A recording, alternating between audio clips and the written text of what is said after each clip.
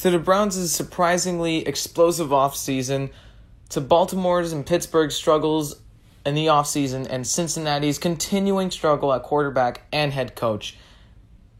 I'm Andres. This is my football assessment. In today's episode, we're going to be going through the AFC North, and I'd like to say it's the most talked about division in the AFC, but I believe I have another episode for that, and I think the AFC West is the most talked about.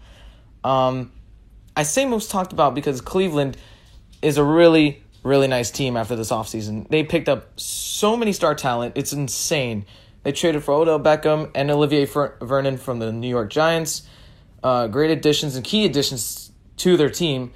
They also signed Kareem Hunt, one of the earliest signings in the NFL free agency this year, and quite controversial towards their team. They also added Sheldon Richardson, Greedy Williams, and Morgan Burnett to their team, making their team look really, really scary. Now, I hear every time I mention the Cleveland Browns to anyone, they're like, oh, they look good, but they're not going to really be good. They're the Cleveland Browns. They always screw this up. Can I just have my opinion? Look, they have a new head coach, okay? They had Hugh Jackson. He wasn't that great of a head coach. He's not that good of a head coach either. They have Baker Mayfield, who's an absolute superstar on the field and off the field. Mind you, Baker Mayfield and Freddie Kitchens both together is very explosive and very dangerous for every other NFL defense out there. If you are the best NFL defense, you should still be scared of Baker Mayfield and what he can do with his now new weapons.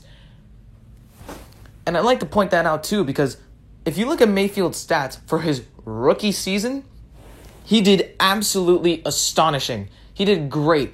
63.8% completion rating, 3,725 passing yards. And the one stat that stands out the most is the 27 touchdowns in his rookie season, which is an all-time new rookie record, passing Peyton Manning and Russell Wilson's records. And he ended the season with a quarterback rating of 93.7.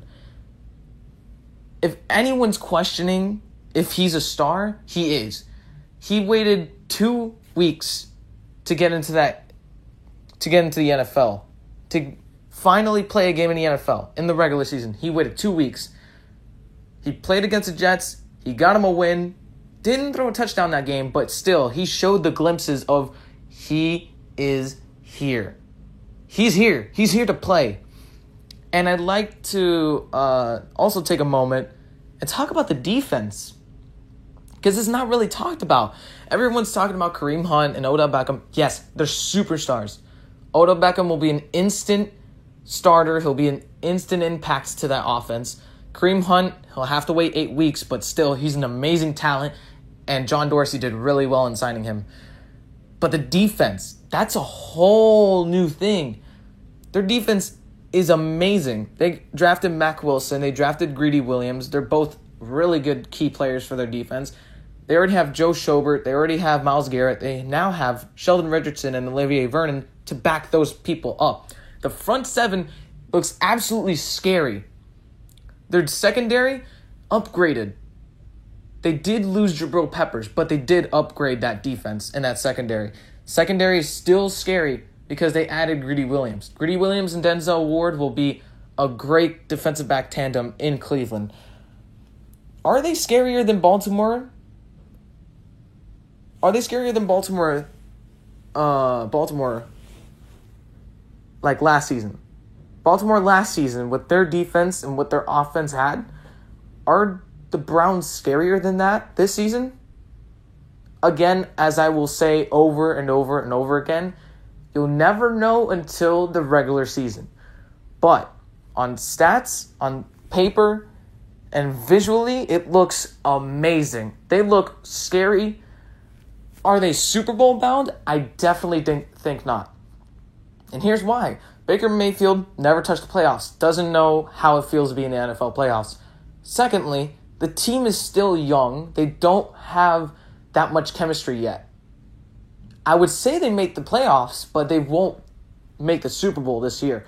Maybe in future years, yes, definitely. This year, I'm thinking they make the playoffs. If they don't make the playoffs this year, it proves that the Browns have a curse, okay?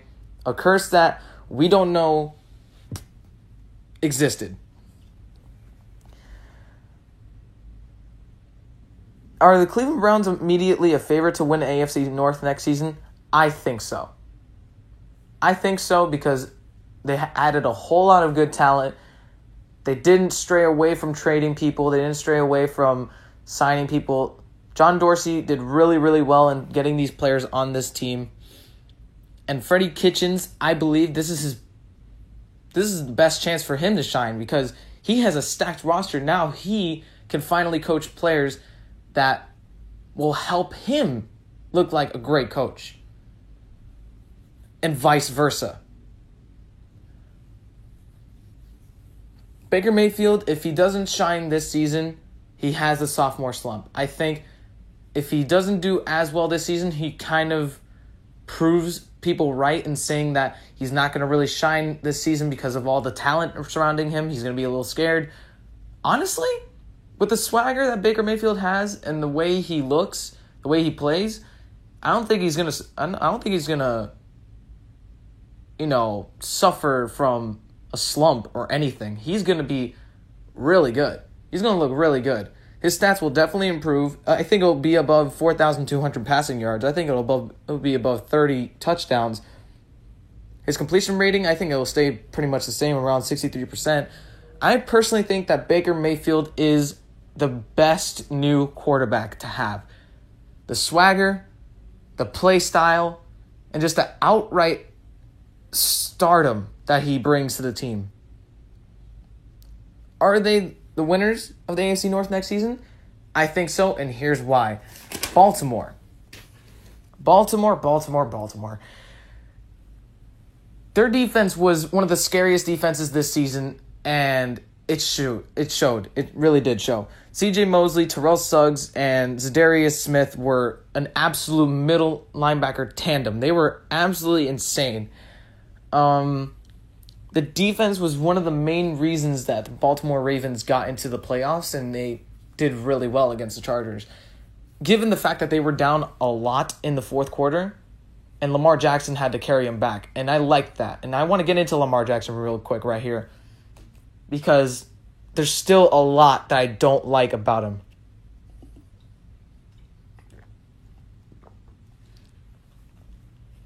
Lamar Jackson still needs to fix his game.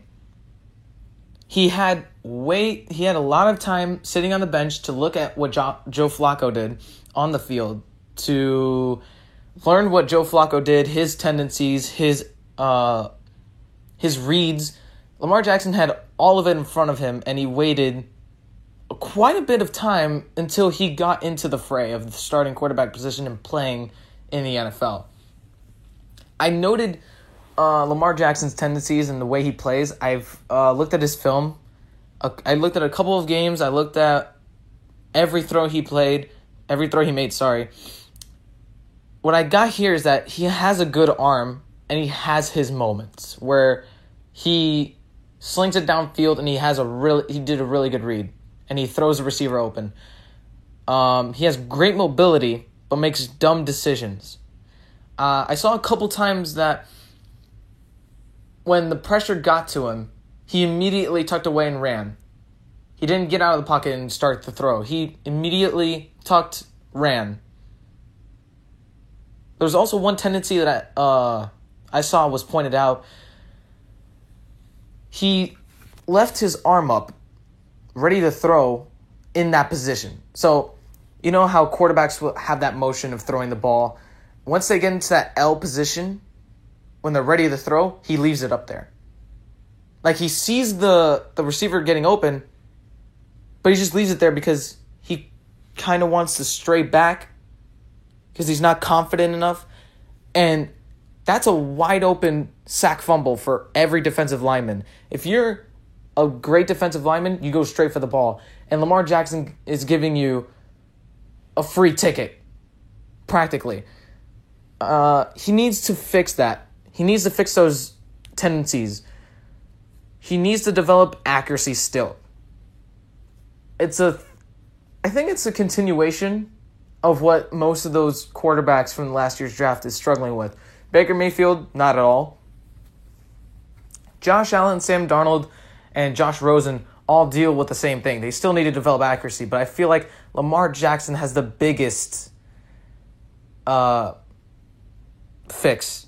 He needs to fix his accuracy more than all the other quarterbacks, because Josh Allen, I feel like, is the better out of the 4 other quarterbacks, just because he has developed the tendencies of a good NFL quarterback. Next season, he'll do great, I think. Sam Darnold, I have yet to look at his film, but I guarantee that he's pretty good. Judging by the stat sheet of those 3 other quarterbacks, they're all similar. And that's good and bad. But back to Lamar Jackson. Do the Baltimore Ravens look better offensively? Yes, but no. And here's why. They added Mark Ingram, who is in his prime running back. And I want to point that out because the season before, when the Saints went to the playoffs in 2017, he had over 1,300 rushing yards, and he had a lot more receptions and touchdowns. He shared over 2,000 yards worth of the Saints halfback tandem with Alvin Kamara. They were both the most scariest halfback core we've seen in the NFL in ages, and somehow this season it kind of stopped. They weren't really that scary anymore. And I think it was purely because of that 4-game suspension that he had with the PED violation. Mark Ingram went down to 138 attempts, 645 yards, 6 touchdowns, and 21 receptions. That's a huge down from the year before where he had over 1,300 yards. I believe I looked at maybe over 300 attempts and way more touchdowns. Given the fact that he was suspended for 4 games, he would have had a better impact than that, in my opinion. He would have had probably over 250 attempts and a little over 1,000 yards, even. And I also want to point out their newest draftee, Marquise Brown. I love this. He's a fast receiver out of the draft. He's one of the best receivers out of the draft. And it shows on the stat sheet, and it shows in his game. On the stat sheet, he played with Baker Mayfield in 2017 season. He played all 13 games. He had 57 receptions, over 1,000 yards, and 7 touchdowns. That's good. But I love to point out this other season with Kyler Murray. He improved, and he played 12 games instead of 13. In those 12 games, he had 75 receptions, 1,318 yards, and 10 touchdowns. He improved from the season before, and I guarantee in that other game, he'd probably have 1 more touchdown, a couple more receptions, and probably over 1,400 yards. Probably. Baltimore, offensively, they look a little bit better. The only problem I have with that offense is the halfback core and also Lamar Jackson. If Lamar Jackson doesn't develop accuracy by week 3 or week 4, I think they're a goner. I think they're going to be a little bit worse than last season. And given last season, they went 10-6. And they were on top of their division. But if Lamar Jackson does not develop the accuracy as most of the average quarterbacks do, then he's not going to really survive. He's going to be based off of his running ability. But we'll see how he does next season. I hope he develops his accuracy, and I hope the Baltimore Ravens still have that kind of playoff contention team that they had last season. I want to move on to Cincinnati, and I'm not too happy with what Cincinnati did. They practically did nothing, in my opinion. They were very, very quiet in the offseason, and I feel like that was a bad thing to do. The only thing that I liked that they did was hire a new head coach and addressed the offensive line issue. Yay? I mean, like, their new head coach, Zach Taylor, he looks good, but just the thing, just that one thing. He's one of Sean McVay's buddies, and there's a constant trend right now that people are getting head coaches that are younger and are based off of Sean McVay because of the offense and blah, blah, blah, whatever. I can't believe they still trust Andy Dalton. They still trust Andy Dalton. His best season came in 2015, and that wasn't even as good as other quarterback seasons, normal seasons even. Andy Dalton this season played in 11 games. He had 61.9% completion rating, over 2,500 yards, 21 touchdowns, 11 interceptions, and a quarterback rating of 89.6. It's below average, if you tell me. If you tell me those stats, it's below average. It's very below average. And given the fact that his offense isn't as explosive, the only thing he has going for his offense, in my opinion, he has what? He has Tyler Eifert now. He has ZJ Uzma. He had AJ Green, but he got injured twice. And I don't think AJ Green's going to stay that much longer. I think sooner or later he's going to be thinking about retirement. He's withering. He's getting old. AJ Green is not going to be their primary receiver for a couple more years. He's going to fall off. Plus, given the fact that they also lost John Ross in free agency, so they also lost another wide receiver weapon. I don't see any good wide receivers in Cincinnati other than AJ Green, and even then, it's an insult. They drafted Ryan Finley. I am a little on the fence here because it's kind of good from what I've seen. He changed my mind about him when I looked at his stats from North Carolina State. And what I saw was that Ryan Finley actually improved from season to season. And his senior year was his best season. That was really good. I like that. I like improvement. I like him, I like quarterbacks improving and players improving overall. And it shows. Ryan Finley finished off his senior year, his best year, by the way, with a 67.4% completion rating, 3,928 yards passing, 25 touchdowns, 11 interceptions, and a quarterback rating of 148. That's complete BS, in my opinion. But he played in all of his 13 games, all of the normal college football games in the regular season. Andy Dalton only played in 11.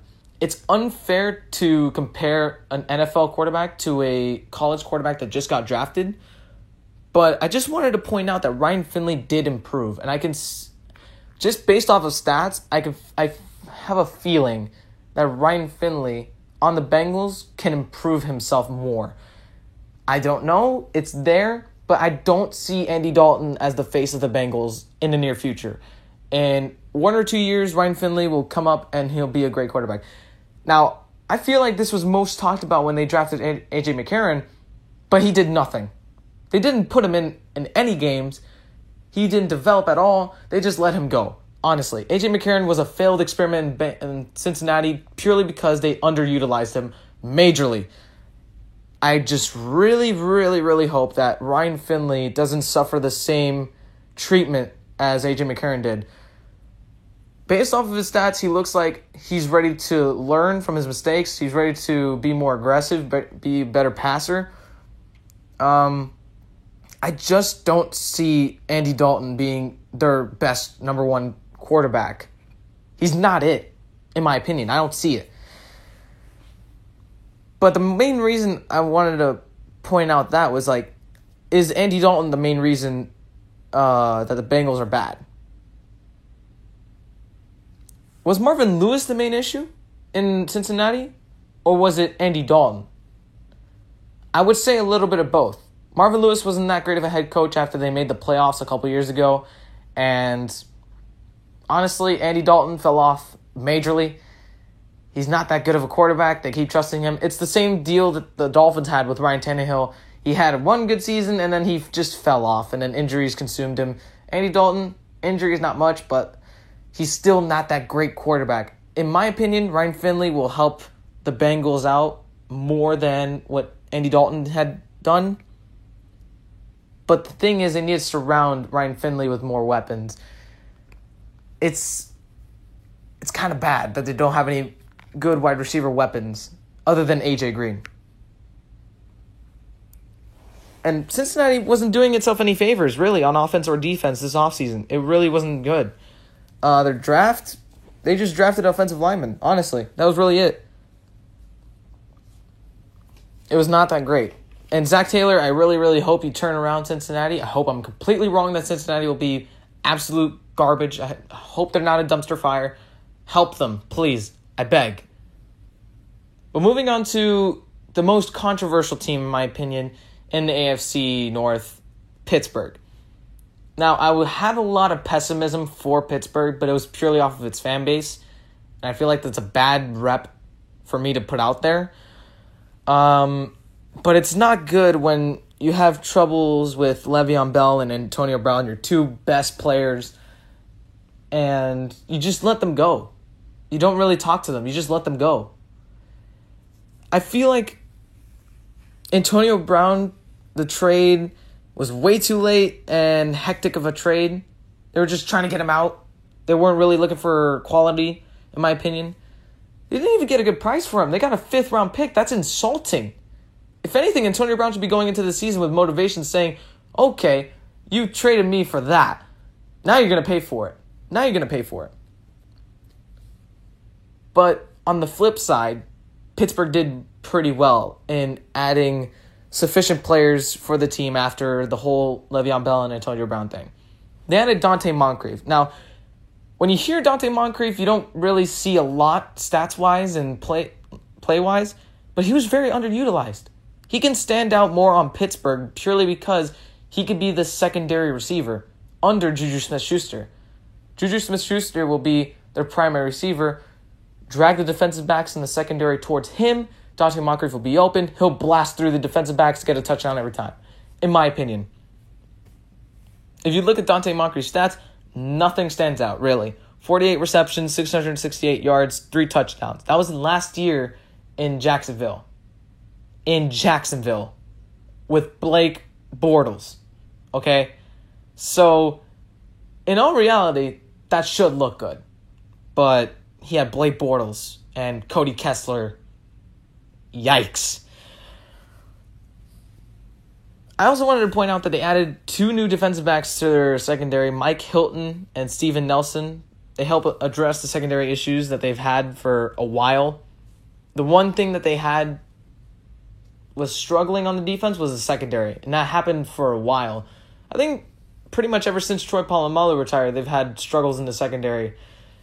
And these additions help them majorly, in my opinion, because if you look back at most of the games, they get burnt deep.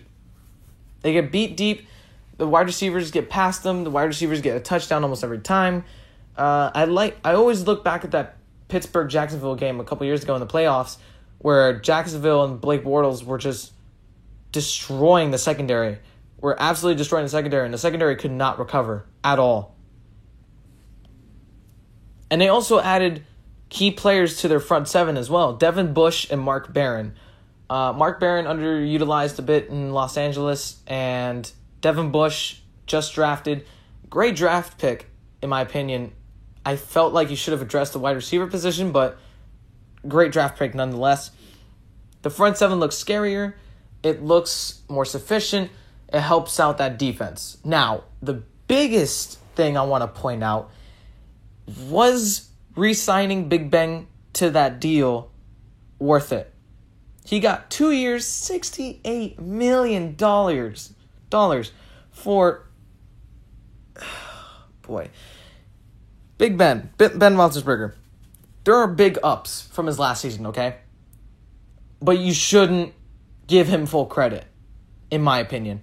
Career high in touchdowns with 34. Career high in yards. Second worst interceptions he's had in his entire career with 16.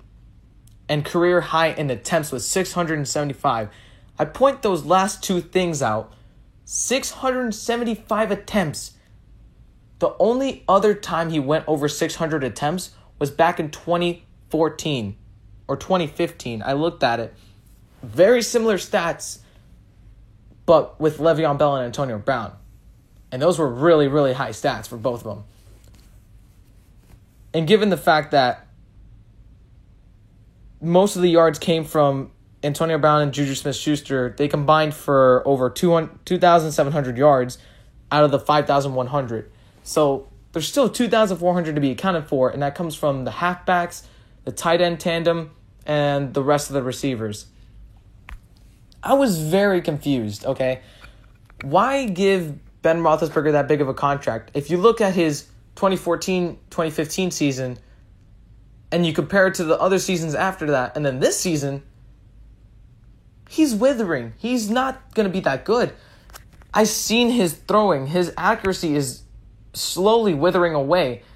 His accuracy is very questionable. He's old. He's not going to be able to play after these 2 years, in my opinion. He's going to go downhill. I don't understand this deal for Ben Roethlisberger. I really don't.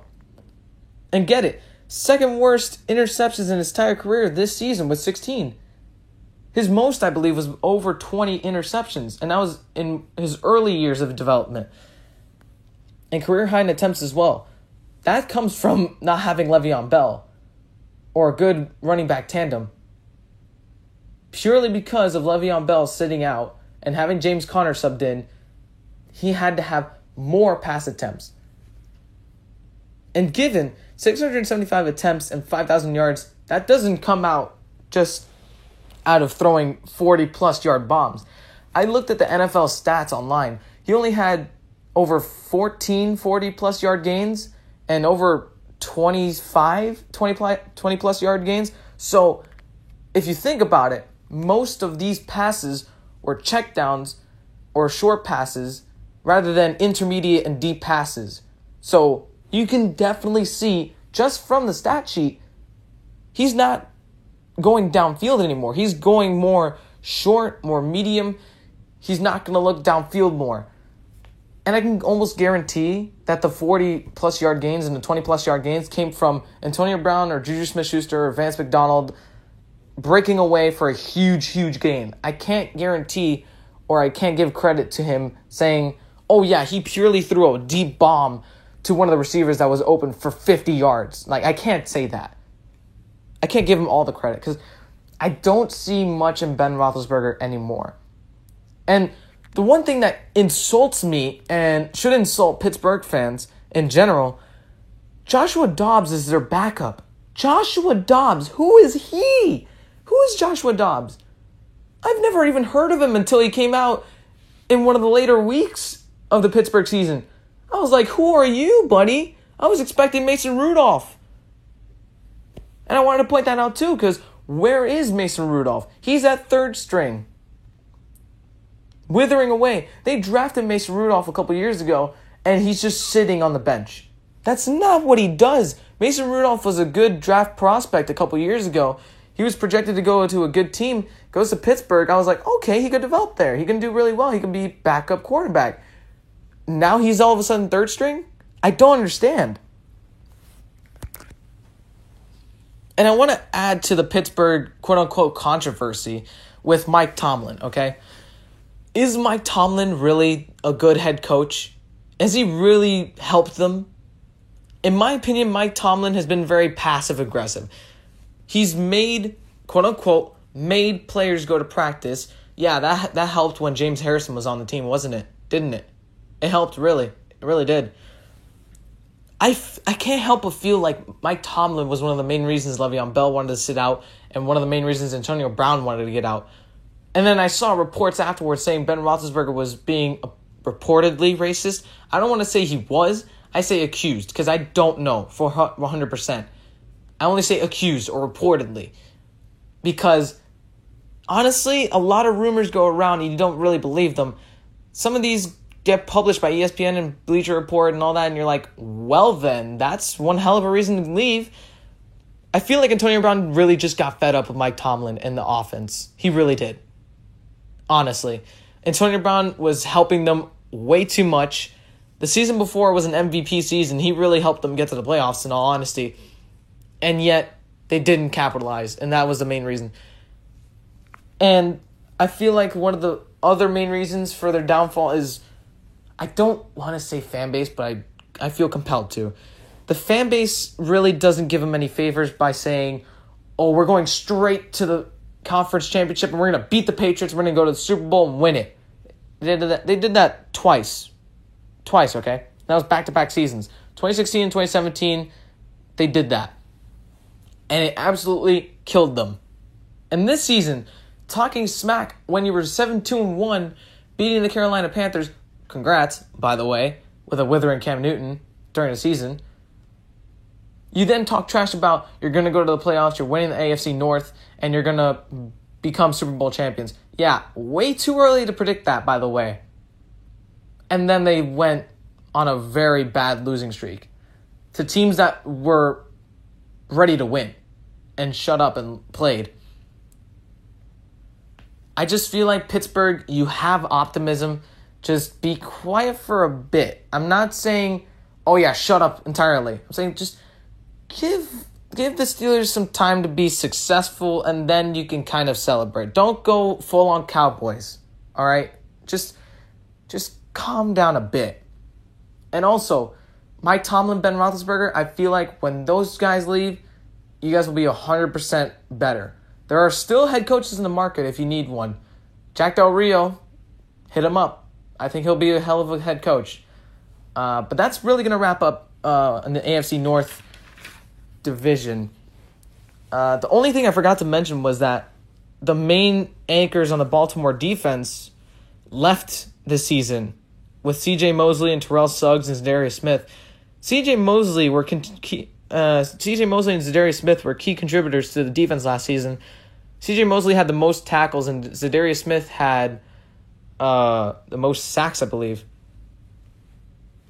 if I'm not mistaken. I may be making up a stat there, but Zadarius Smith and C.J. Mosley were anchors about that defense.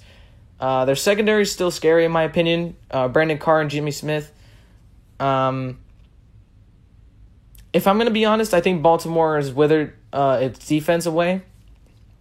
Their front seven is still pretty scary with that defensive line, but their middle linebackers and their outside linebackers, it's going to be a problem for Baltimore. But if I'm going to say something, is that the AFC North has a clear-cut winner for the next regular season, I think that's Cleveland. I really think it's Cleveland.